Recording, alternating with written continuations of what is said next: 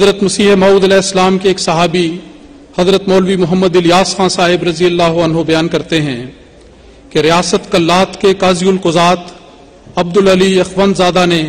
مستونگ کے ایک بڑے مجمع میں اعلان آپ کو مخاطب کرتے ہوئے کہا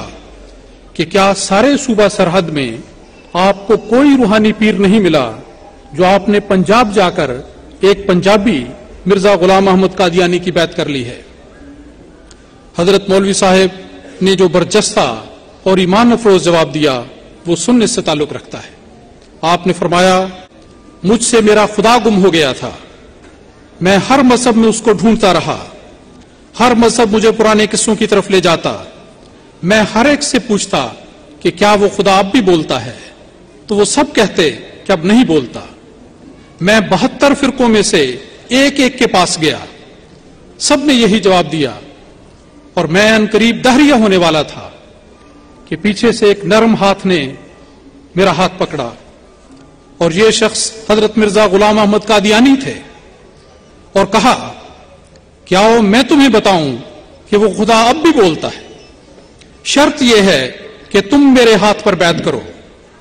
وہ خدا تم پر بھی نازل ہو جائے گا، اگر چاہے تو تم سے بھی کلام کرے گا۔ پھر آپ نے فرمایا،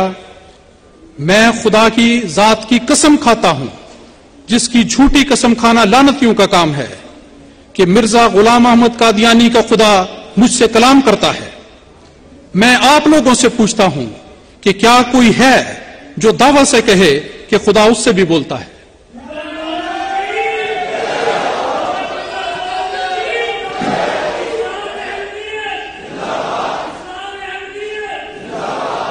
حضرت مولوی صاحب بیان فرماتے ہیں کہ جب میں نے یہ بات تحدی کے ساتھ بیان کی